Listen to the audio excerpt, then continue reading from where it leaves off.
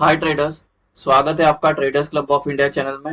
Hope आप सब लोग ठीक है। तो स्टार्ट करते हैं बैंक निफ्टी का मार्केट एनालिसिस कल के लिए। कल है 26 जून। कल बैंक निफ्टी की वीकली एक्सपायरी है, तो कल और एक अच्छा मूव देखने मिल सकता है। आज तो काफी अच्छा भागा है मार्केट।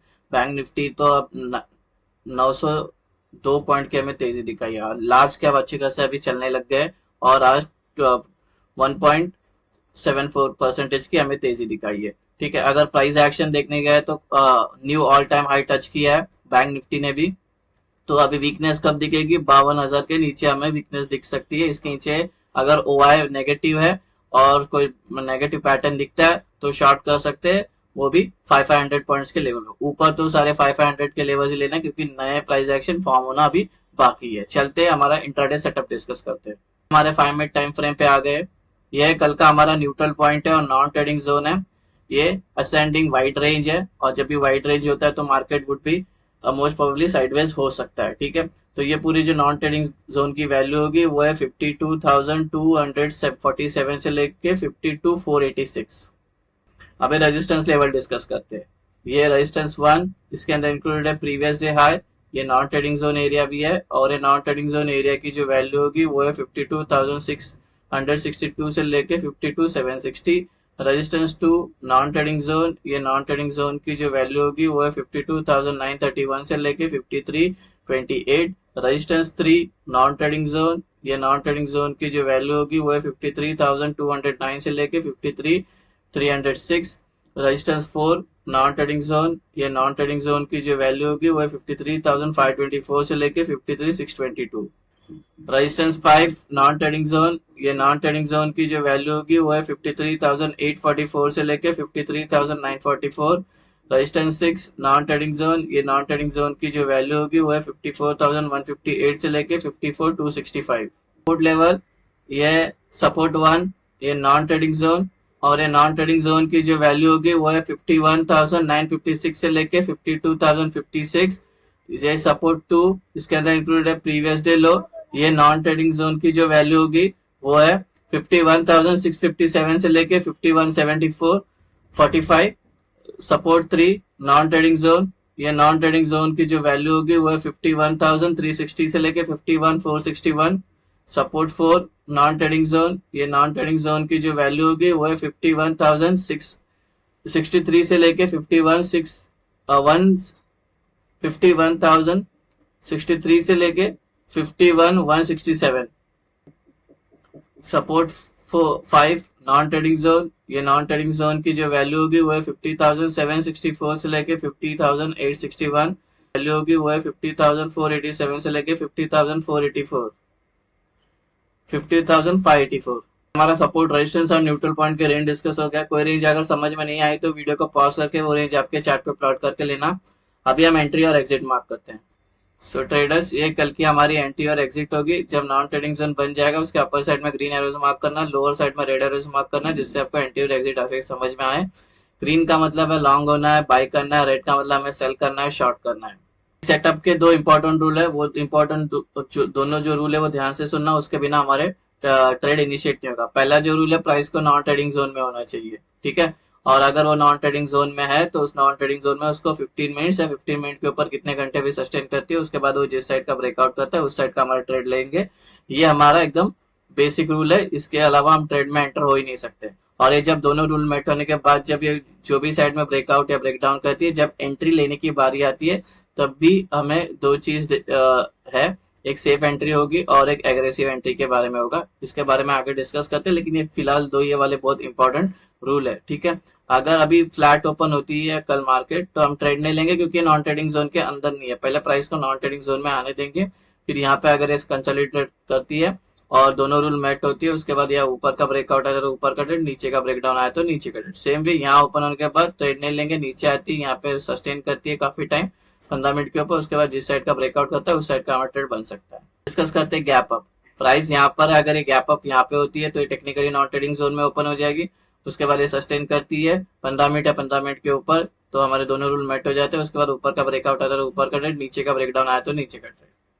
अगर ये गैप अप होने के बाद गिरना स्टार्ट करती है या और ऊपर जाती है तो हम ट्रेड नहीं लेंगे।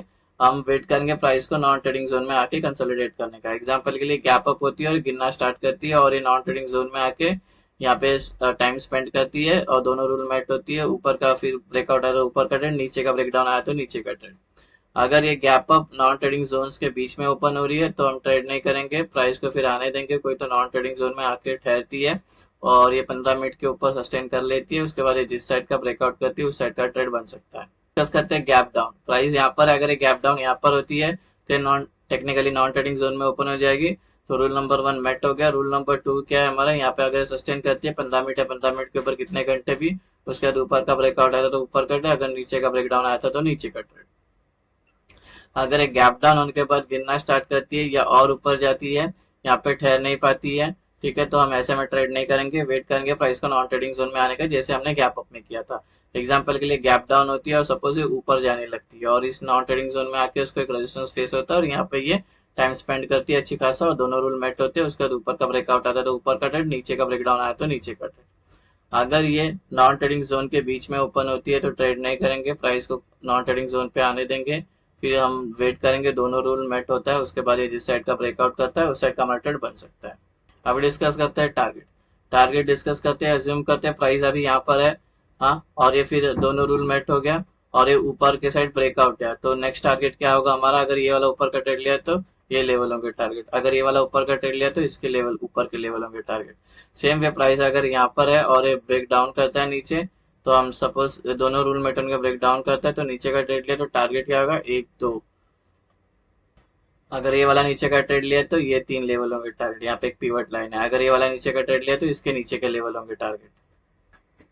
गाइस आपसे रिक्वेस्ट करता हूँ, मैंने एक ब्रह्मास्त्र नाम का स्ट्रैटेजी वीडियो बनाया, ये सेटअप से रिलेटेड है, वो वीडियो एक बार जरूर देख लेना, नहीं तो हाफ इन्फॉर्मेशन लेके जाकर ट्रेड करोगे तो आपको नुकसान हो सकता है। वैसे ही कोई टिप या कोई एडवाइजरी कॉल नहीं है और ना ही हम सेबी रजिस्टर्ड है, ये एजुकेशन पर्पज के लिए वीडियो, तो इसको एजुकेशन पर्पज के हिसाब से देखना और इसको पहले बैक टेस्ट करना एटलीस्ट 300 ट्रेड, उसके बाद अपने रिस्क प्लेस को यूज करने लेना।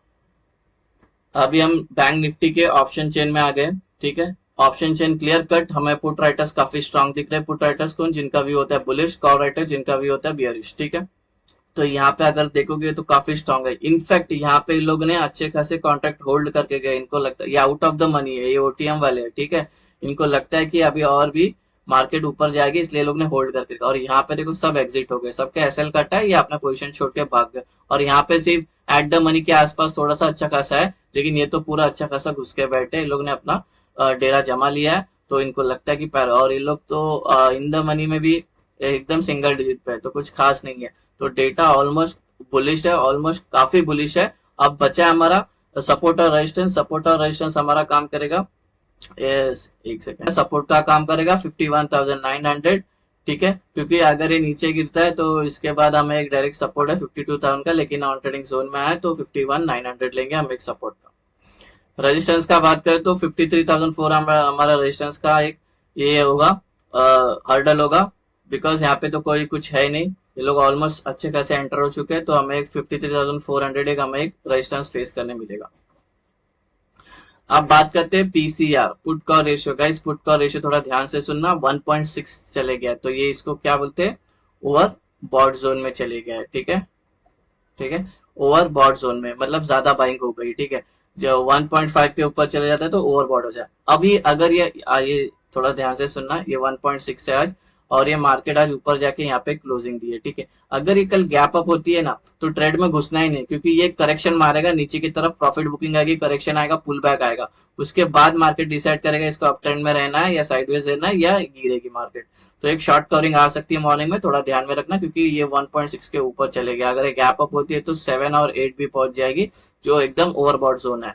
चलते हैं अभी चार्ट पे और मार्क करते हैं। तो गाइस अगर हम अप ट्रेंड में चल रहे हैं तो ऊपर हमें रेजिस्टेंस फेस करने मिलेगा 53,400 इसको लग के प्राइस नीचे आ सकती है, ट्रेंड चेंज हो सकता है, बिकॉज जो कॉल राइटर्स है सी वाले यहाँ पे सबसे ज्यादा है, यहाँ पे सेलर एक्टिव रहेंगे, तो इसको लग के ट्रेंड चेंज। तो जब ये हमारे दोनों रूल मेट हो जाएगा और ब्रेकआउट आए तो सेफ एंट्री करना। सेफ एंट्री के बारे में थोड़ी देर में बताता हूँ, अभी डिस्कस करते हैं नीचे। अगर हमारा डाउन ट्रेंड में चल रहा है तो नीचे हमें एक सपोर्ट देखने मिलेगा 51,900 का, जो अभी थोड़ी देर पहले ऑप्शन चेन में एक्सप्लेन किया, ठीक है। इसको लग के प्राइस ऊपर जा सकती है। पी के यहाँ पे सबसे ज्यादा ओआई बिल्डअप है, यहाँ पे बायर्स बैठे हुए हैं, ठीक है। तो यहाँ पे भी दोनों रूल मेट होने के बाद जब ब्रेक डाउन आएगा, ठीक है, तो सेफ एंट्री के लिए जाना। अगर एग्रेसिव एंट्री के लिए जाओगे तो ये घुस के फिर से एयरसेल काटने का काम कर सकती है। एज्यूम करते हैं प्राइस इधर है, दोनों भी रूल मेट हो गए, ये ब्रेकआउट आया, तो ये ब्रेकआउट वाली कैंडल छोड़ के नेक्स्ट जो कैंडल बननी चाहिए वो तीनों ग्रीन बननी चाहिए, साइज कोई भी चलेगा। उसके बाद जब एंटर करेंगे तो ये बुलिश सेफ एंट्री होगी। सेम वे दोनों रूल मेट होने के बाद ब्रेक डाउन आता है, तो ब्रेक डाउन वाली कैंडल छोड़ के नेक्स्ट जो कैंडल बननी चाहिए तीनों रेड बननी चाहिए, साइज कोई भी चलेगा। उसके बाद जब एंट्री करेगा तो ये सेफ बेरिश एंट्री होगी। एग्रेसिव एंट्री सेम वे, यहाँ पे प्राइस है सपोज, और ये दोनों भी रूल मेट हो गए, अच्छा खासा टाइम स्पेंड कर दी नॉन ट्रेडिंग जोन में, और ये ब्रेकआउट आया, तो ब्रेकआउट वाली कैंडल छोड़ के नेक्स्ट जो कैंडल बननी चाहिए ग्रीन, साइज कोई भी चलेगा। बस ये जो कैंडल फॉर्म हुई ये नॉन ट्रेडिंग जोन को टच नहीं होना चाहिए, उसका विक भी टच नहीं होना चाहिए। उसके बाद जब एंट्री करेगा तो एग्रेसिव बुलिश एंट्री होगी। सेम वे दोनों रूल मेट होने के बाद ब्रेक डाउन आता है, तो ये वाली कैंडल छोड़ के ब्रेक डाउन वाली कैंडल नेक्स्ट जो कैंडल बननी चाहिए रेड बननी चाहिए, साइज कोई भी चलेगा, ठीक है, लेकिन इसको टच नहीं होना चाहिए नॉन ट्रेडिंग जोन को, इसका विक भी टच नहीं होना चाहिए। उसके बाद जब एंटर करेगा तो एग्रेसिव बेरिश एंट्री हो जाएगी। सो गाइज ये बन गया हमारा कल का इंट्राडे सेटअप बैंक निफ्टी का। और ये थोड़ा सा ध्यान से, ये 200 पॉइंट की रेंज है, तो अच्छे खासा एंट्री करना। 200 में से 70 80 100 पॉइंट भी मिल गए तो हमारा दिन बन जाएगा, ठीक है।